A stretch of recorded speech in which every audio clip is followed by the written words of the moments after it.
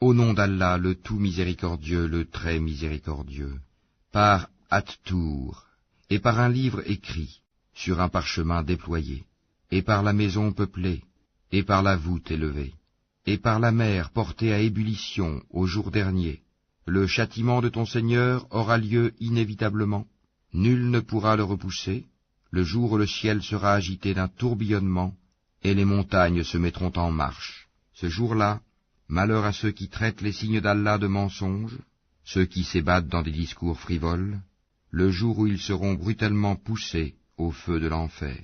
Voilà le feu que vous traitiez de mensonge. Est-ce que cela est de la magie, ou bien ne voyez-vous pas clair? Brûlez dedans, supportez ou ne supportez pas, ce sera égal pour vous. Vous n'êtes rétribués que selon ce que vous faisiez. Les pieux seront dans des jardins et dans des délices, se réjouissant de ce que leur Seigneur leur a donné, et leur Seigneur les aura protégés du châtiment de la fournaise. En récompense de ce que vous faisiez, mangez et buvez en toute sérénité, accoudés sur des lits bien rangés, et nous leur ferons épouser des houris aux grands yeux noirs. Ceux qui auront cru et que leurs descendants auront suivi dans la foi, nous ferons que leurs descendants les rejoignent, et nous ne diminuerons en rien le mérite de leurs œuvres, chacun étant tenu responsable de ce qu'il aura acquis. Nous les pourvoirons abondamment des fruits et des viandes qu'ils désireront. Là ils se passeront les uns les autres une coupe qui ne provoquera ni vanité ni incrimination. Et parmi eux circuleront des garçons à leur service, pareils à des perles bien conservées. Et ils se tourneront les uns vers les autres, s'interrogeant. Ils diront, nous vivions au milieu des nôtres dans la crainte d'Allah, puis Allah nous a favorisés et protégés du châtiment de Sammoum. Antérieurement, nous l'invoquions, c'est lui certes le charitable, le très miséricordieux. Rappelle donc, et par la grâce de ton Seigneur, tu n'es ni un devin, ni un possédé.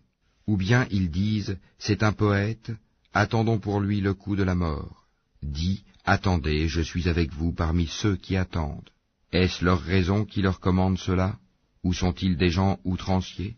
Ou bien ils disent, il l'a inventé lui-même. Non, mais ils ne croient pas.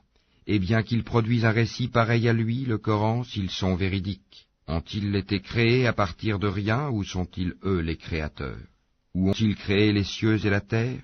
Mais ils n'ont plutôt aucune conviction. Possèdent-ils les trésors de ton Seigneur? Ou sont-ils, eux, les maîtres souverains? Ont-ils une échelle d'où ils écoutent?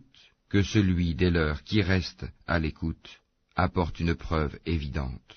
Allah aurait-il les filles, tandis que vous les fils? Ou leur demandes-tu un salaire, de sorte qu'ils soient grevés d'une lourde dette? Ou bien détiennent-ils l'inconnaissable pour le mentionner par écrit?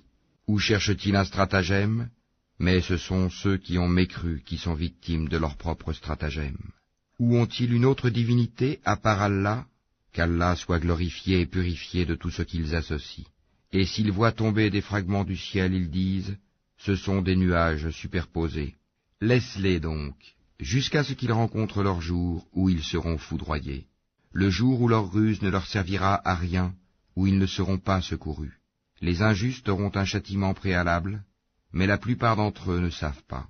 Et supporte patiemment la décision de ton Seigneur, car en vérité tu es sous nos yeux, et célèbre la gloire de ton Seigneur quand tu te lèves.